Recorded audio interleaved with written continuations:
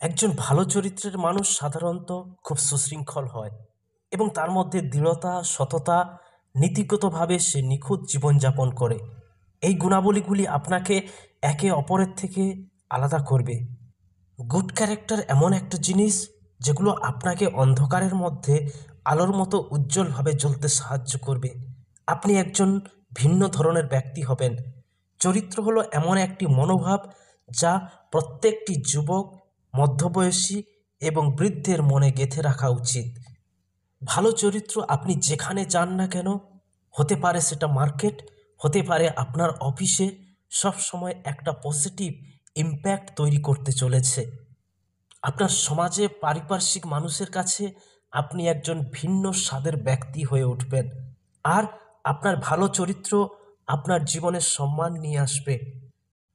ভালো চরিত্র সবসময় ঈশ্বর, পরিবার এবং নিজের দেশকে সম্মান করে।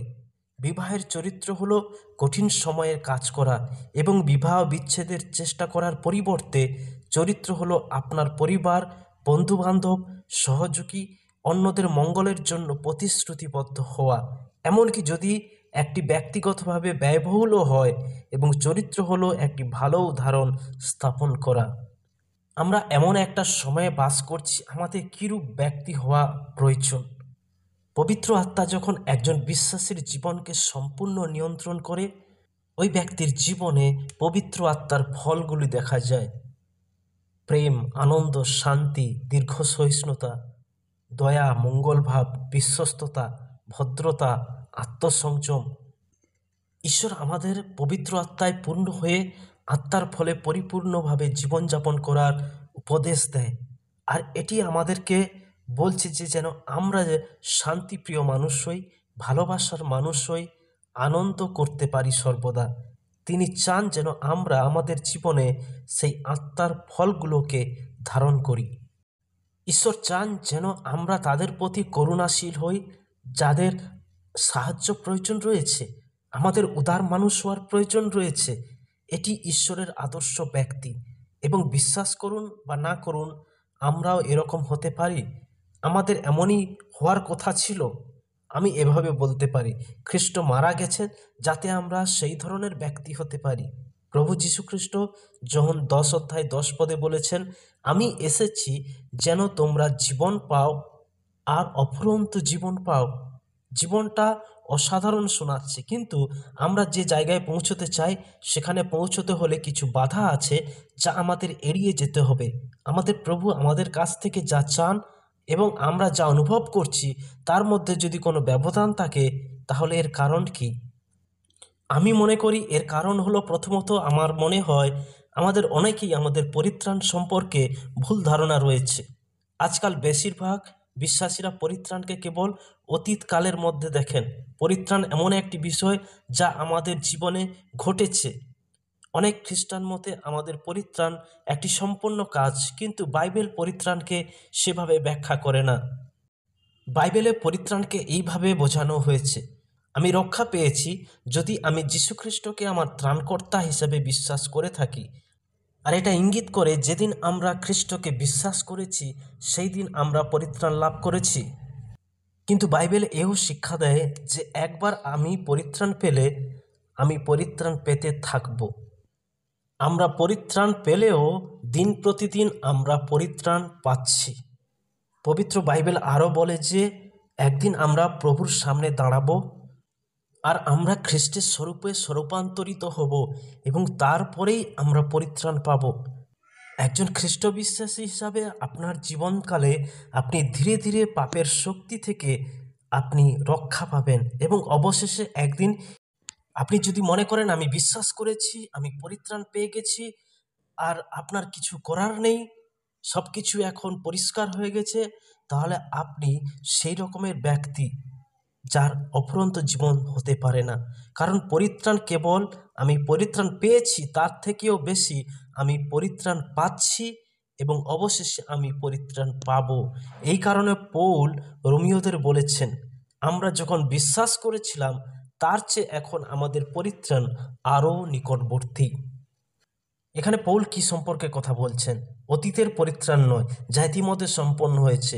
বর্তমান পরিত্রাণ নয়, তারা ইতিমধ্যে সেই পরিত্রাণে বসবাস করছে। ভবিষ্যতের পরিত্রাণ, যখন তোমরা প্রভুর সামনে দাঁড়াবে এবং তোমরা তার মতো হয়ে যাবে।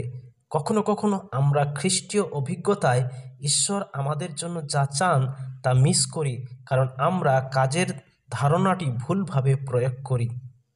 তাহলে এখানে একটি প্রশ্ন আসে, পরিত্রাণ পাওয়ার জন্য কি আমাদের সৎকর্ম করতে হবে?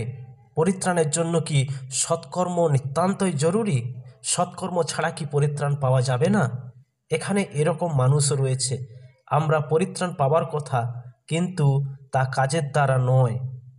তাহলে আমি পরিত্রাণ পেয়েছি, এখন আমি কি করব? তাহলে আমি আপনাকে সাহায্য করতে চাই। শাস্ত্রের দুটি পদ রয়েছে। প্রথম ইফিসীয় 2:8 এবং 9। লক্ষ্য করুন, কারণ অনুগ্রহে এবং বিশ্বাসে তোমরা পরিত্রাণ পেয়েছ, এবং তোমাদের নিজেদের থেকে নয়, এটি ঈশ্বরের দান। এখন দেখুন, কর্মের দ্বারা নয়, যাতে কেউ গর্ব না করে। অথবা এইটা চেষ্টা করে দেখুন, পৌল তার তরুণ শিষ্য তিতকে লিখেছেন এবং বলছেন, ধার্মিকতার কাজের দ্বারা নয় যা আমরা করেছি, বরং তার করুণা অনুসারে তিনি পুনর্জন্মে স্নানের মাধ্যমে এবং পবিত্র আত্মার নবায়নের মাধ্যমে আমাদের রক্ষা করেছেন। পৌলের এই দুইটি পদে আমাদের স্পষ্টভাবে, নিঃশর্তভাবে মনে করিয়ে দিচ্ছে যে কাজের দ্বারা পরিত্রাণ পাওয়ার কোনো মানে নেই।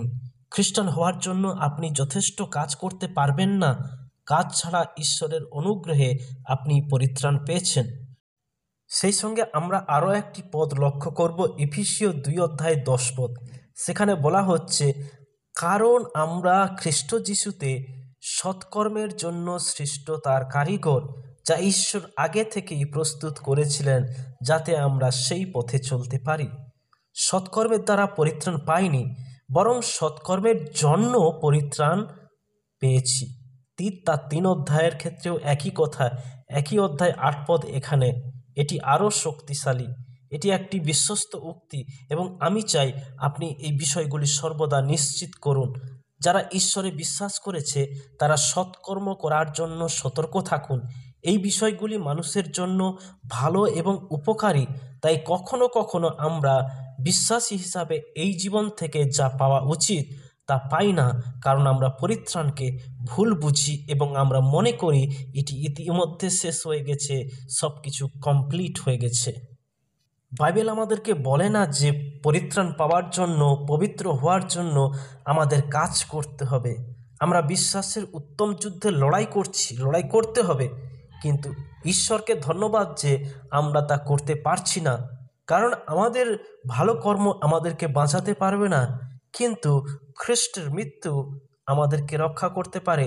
তাই আমাদের যা করতে হবে তার সেই কর্মের ওপরে আমাদেরকে বিশ্বাস রাখতে হবে। আর আমরা যখন খ্রিস্টকে বিশ্বাস করি, আমরা যখন একজন পরিত্রাণ প্রাপ্ত মানুষ হই, তখন আমাদের উদ্দেশ্য হবে ভালো কর্ম করা, যেন আমাদের মধ্য দিয়ে লোকেরা স্বর্গস্থ পিতাকে জানতে পারে।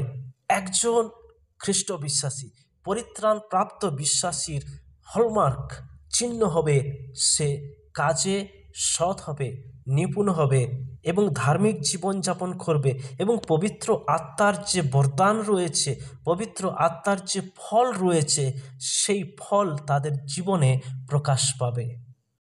আপনি যখন একজন বিশ্বাসী হয়ে উঠেছেন, আপনি বেছে নিয়েছেন ঈশ্বর ভক্তিতে জীবনযাপন করার রাস্তা।